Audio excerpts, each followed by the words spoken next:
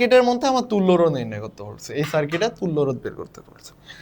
তো প্রথমেই তড়িৎ আছে না, তড়িৎ চালায় দাও, যাইতেছে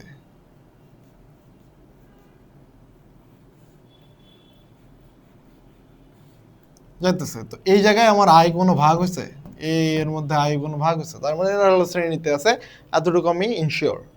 এখন আমরা সার্কিট আসলে কই থেকে কোন প্রান্ত থেকে সলভ করব, যখন আমার প্যারালাল হচ্ছে শেষ প্রান্তের দিকে আমরা চিন্তা করি যে লাস্ট প্রান্ত থেকে আমরা সলভ করে আসবো। তো এরা শ্রেণীতে আছে, এই বিষয় পরে।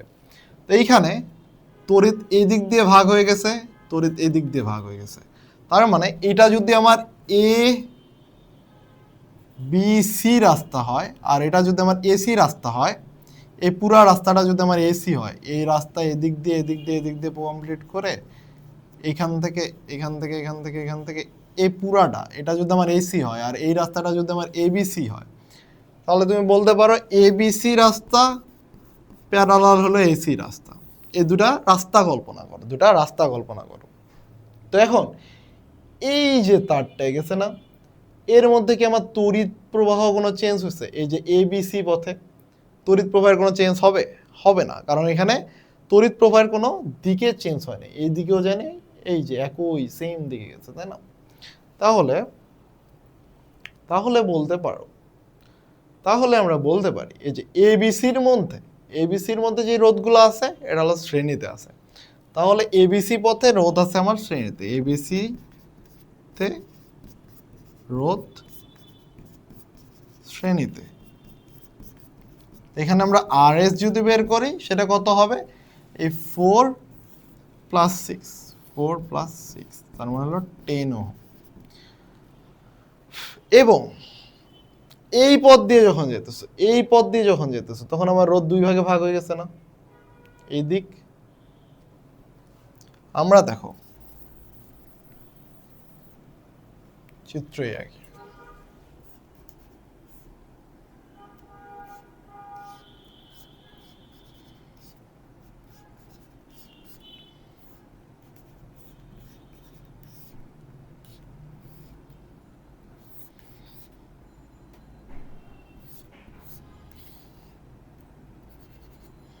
ফাইন। তো আমার হলো বেসিক্যালি এই দুটা রোধ তো আমরা শ্রেণীতে, এটা নিয়ে আমাদের আর কোনো কনফিউশন নাই। তার মানে এই দুটা রোধকে আমরা এখন একটা রোধে কনভার্ট করতে পারি, এই দুটা রোধকে আমরা একটা রোধে কনভার্ট করতে পারি এবং সেই মানটা হলো 10 ওহম। এখন কাহিনী হলো গিয়ে যে আমার তো এদিক দিয়ে তো আই গেছেই, এদিক দিয়েও তো আই গেছে, এবং দুই আই সমান না, কারণ দুইজন দুই পথ দিয়ে গেছে। তাহলে এই পথটা যে এসি পথটা আছে, এইখানে আমার তড়িৎ প্রবাহ আবার যে এই দুজনের মধ্যে ভাগ হয়ে গেছে না, এই দুজনের মধ্যে ভাগ হয়ে গেছে না? তো যেই দুজনের মধ্যে ভাগ হলো এরা হবে প্যারালাল, তো এদের মান কত আবার? এই যে দেখো R5 আর R6 এর ভ্যালু দেওয়া ছিল, R5 দেওয়া ছিল হলো 20 ওহম, R6 ও দেওয়া ছিল 20 ওহম। তাহলে এদের মধ্যে প্যারালাল যেহেতু, এই 1/RP বের করি, 1/RP = 1 হলো 20 প্লাস হলো 1/20। তো এটা যদি আমরা ক্যালকুলেশন করি, 1/RP = আসবে হলো 20 উপরে 2, তাহলে RP = আসবে হলো 10। তাহলে এখন এই দুজনের ইকুইভ্যালেন্ট সার্কিট কত আমার? 10। তাহলে এই জিনিসটাকেও আমরা মিশাই দিতে পারি, এই জিনিসটাকেও মিশাই দিতে পারি। মিশাই দিয়ে আমরা কি লিখতে পারি? 10 মিশাই দিয়ে লিখতে পারি 10। এখন আবার চিন্তা করো সার্কিট, আবার ব্যাক করো, আবার এই প্রবাহ এদিক দিয়ে এদিক দিয়ে এদিক দিয়ে পাঠাইলে দেখো এইদিকে আর এইদিকে এই দুজনের মধ্যেই প্রবাহ ভাগ হচ্ছে, তার মানে এই 10 আর এই 10-এর মধ্যে প্রবাহ ভাগ হয়ে গেছে।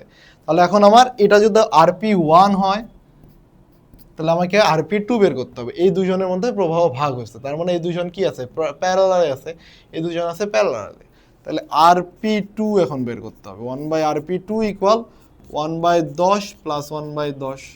তাহলে RP2 = ক্যালকুলেশন করে দেখবা যে 10 ওহম আসছে, 10 ওহম আসছে, 10 তো না 5 ওহম আসবে, 5।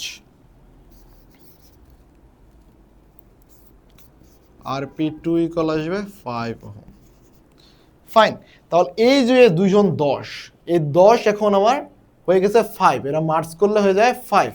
তাহলে মার্জ যদি আমি করে দেই, তাহলে এই জিনিসটাকে আমি এখন একটাতে লিখতে পারবো, একটাতে লিখতে পারবো, তাহলে এই জিনিস আমি একটাই লিখলাম, এটা হয়ে গেল আমার সেই 5 ওহম।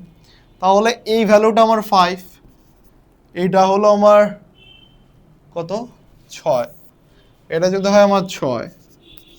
এখন তড়িৎটা প্রবাহিত করো ভাই, এখন তড়িৎ প্রবাহিত করলে কি সেম রাস্তায় একটা রাস্তা দিয়ে যায়, একটা রোড দিয়ে যাবে, তাই না? তার মানে কি এই তিনজন শ্রেণীতে আছে, এই তিনজন হলো শ্রেণীতে আছে, তাহলে টোটাল রোধ, টোটাল ইকুইভ্যালেন্ট রোধ হবে 5 প্লাস 6 প্লাস 5, তার মানে হলো 11 16। That's answer. এখন তোমার এই সার্কিটটাকে কনভার্ট করলে তোমার দেখতে হবে এমন, দ্যাটস ইট, যেটার মান হলো 16, যার মান হলো 16। তোমার কাছে চাইছে তুল্য রোধ নির্ণয় করো, তো তুল্য রোধ হলো আমার 16 ওহম, তুল্য রোধ হলো 16 ওহম। এই তো